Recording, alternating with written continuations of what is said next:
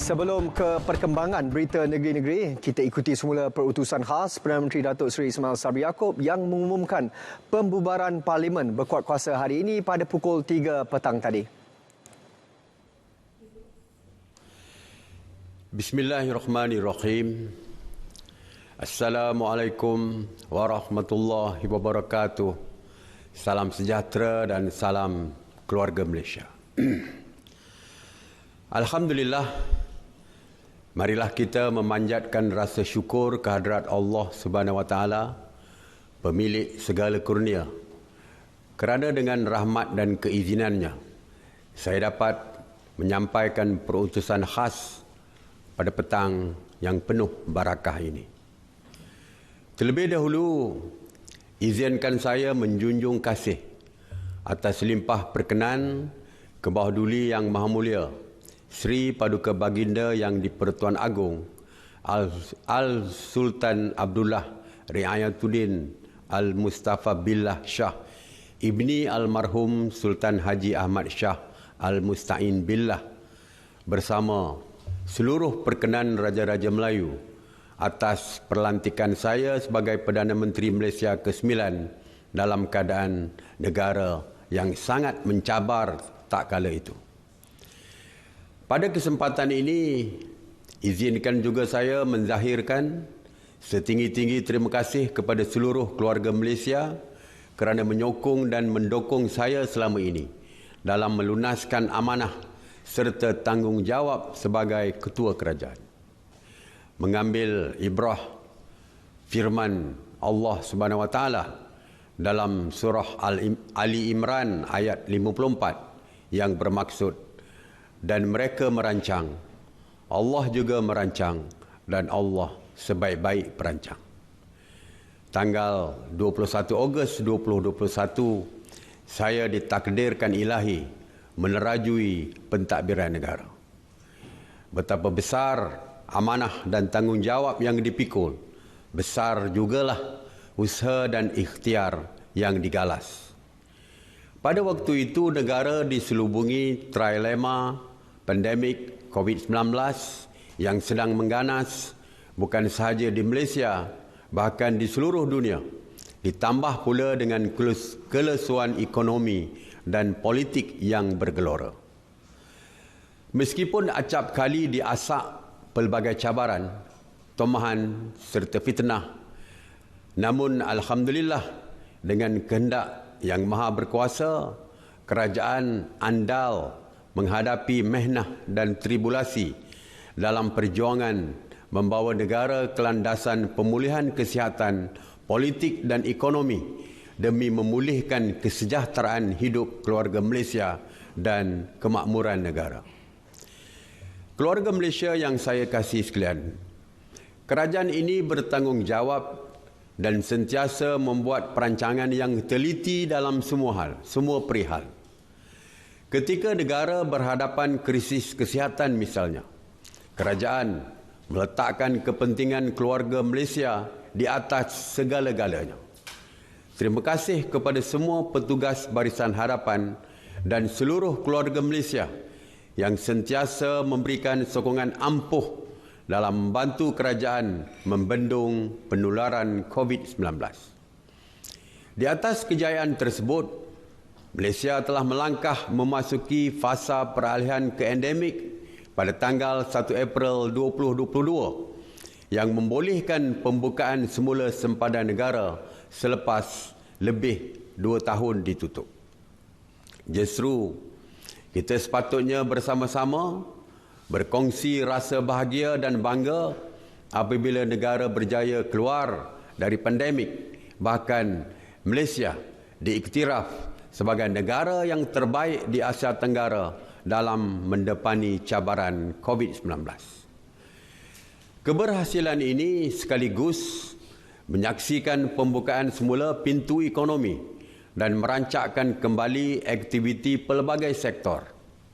Ia bukti kukuh komitmen kerajaan dalam usaha menangani pandemik serta menarik balik sekatan pergerakan yang menjejaskan kehidupan seharian. Pun begitu, pemulihan kesihatan dan ekonomi yang terus mengukuh ini tidak terkecuali daripada berdepan ketidaktentuan politik yang terus menggugat kestabilan. Umpama peribahasa, empang sampai ke seberang, dinding sampai ke langit. Parlimen Penggal ke-14 melakarkan warna suram kepada lanskap politik negara. Belum pernah terpeteri dalam sejarah berlakunya pertukaran 3 Perdana Menteri dan kerajaan memerintah bersilih ganti dalam penggal yang sama. Ini memberi dampak memburuk terhadap sosio-politiko-ekonomi. Begitupun percakaran tanpa henti antara pemain politik dapat dikekang daripada berterusan dengan membawa mereka ke meja rundingan. Bagi meredakan keadaan, kami mencari kebersamaan, bukan perbezaan.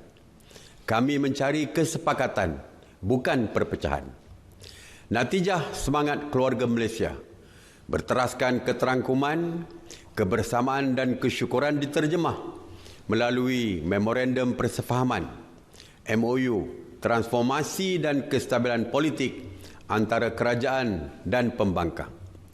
Ternyata limpahan hikmah dan rahmatnya memanfaatkan seluruh keluarga Malaysia.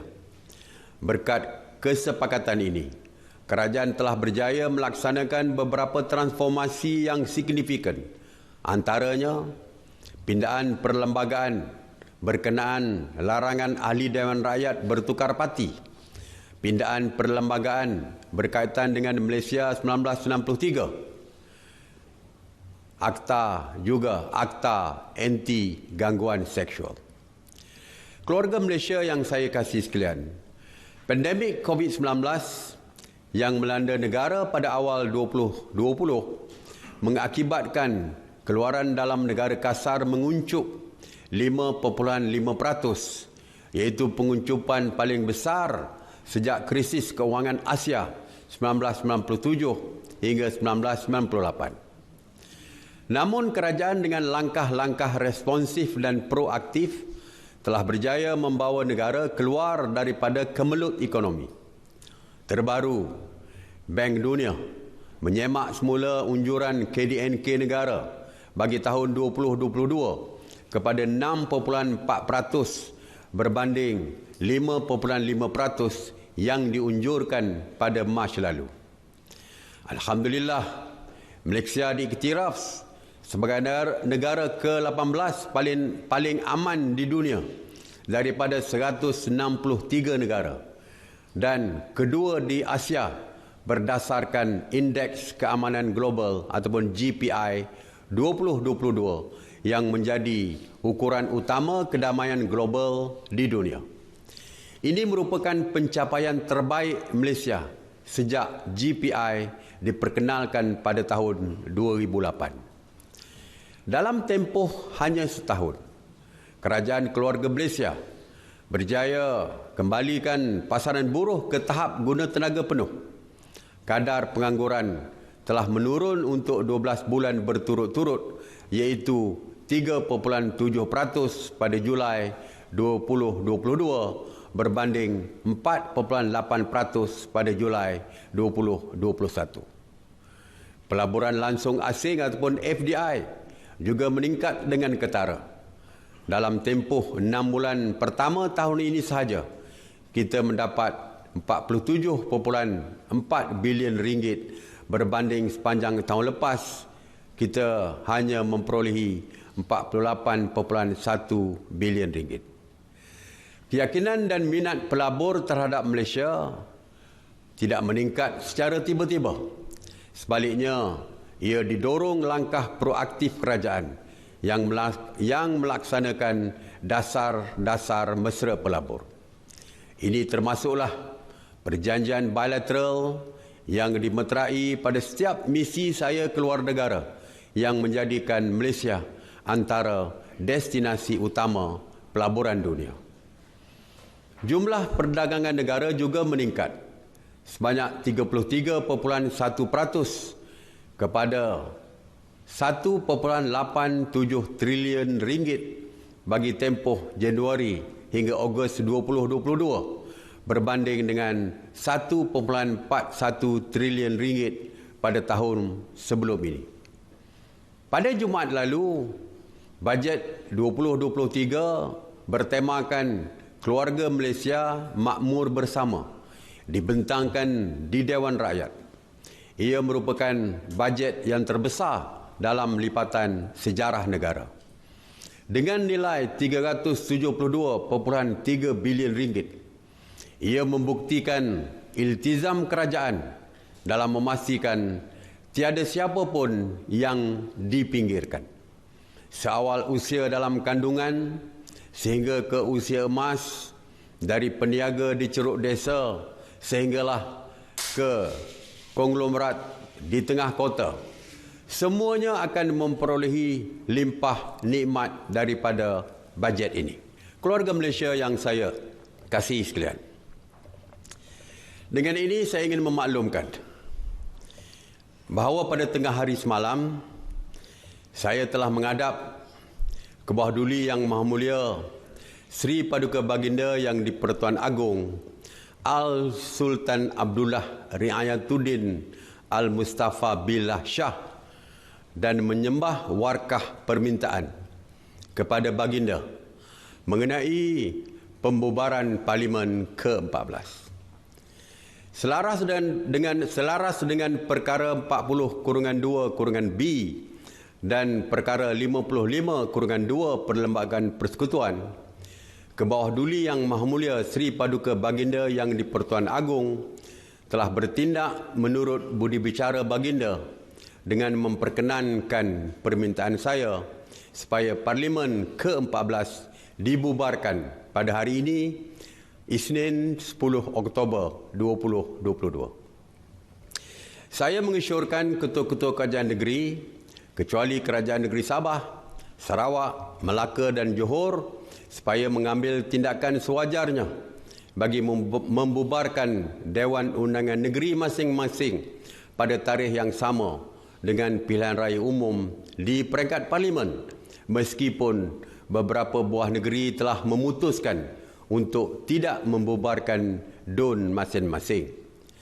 Ia wajar dilaksanakan serentak bagi memastikan rakyat tidak terbeban selain kelancaran proses demokrasi serta menjimatkan kos. Sementara itu, penetapan tarikh-tarikh hari penamaan calon dan hari mengundi serta urusan-urusan lain yang berkaitan adalah tertakluk kepada keputusan Suruhanjaya Pilihan Raya ataupun SPR. Diundang ditampi beras, dipilih antah satu-satu. Dengan pengumuman ini, mandat akan dipulangkan kepada rakyat. Mandat rakyat adalah penawar ampuh bagi negara menzahirkan kestabilan politik dan mewujudkan kerajaan yang teguh, stabil serta dihormati selepas PRU ke-15. Proses ini berlandaskan sistem demokrasi berparlimen dan raja berperlembagaan sebagai pasak pemerintah sejak negara mencapai kemerdekaan. Pembubaran ini dilaksanakan bagi menoktahkan suara-suara yang selama ini meratib keabsahan kerajaan, kerajaan pintu belakang dan kerajaan tebuk atap. Semoga rakyat menggunakan kuasa yang ada pada mereka untuk memilih kerajaan yang mampu meneruskan pelaksanaan bajet Keluarga Malaysia 2023, mengekalkan kestabilan politik, memulih dan mengukuh ekonomi serta mengekalkan keharmonian dan perpaduan keluarga Malaysia yang berbilang agama, kaum dan etnik. Akhir kata, dengan penuh keinsafan, pengharapan dan tawakal, saya mendoakan semoga seluruh keluarga Malaysia dan negara sentiasa dipayungi rahmat, dilimpahi berkat. Semoga disuburkan hari kita, semoga disuburkan hati kita untuk terus mendukung agenda besar pencapaian kemakmuran serta kemajuan Malaysia yang tercinta ini. Sekian, wabillahi taufiq wal hidayah. Wassalamualaikum warahmatullahi wabarakatuh.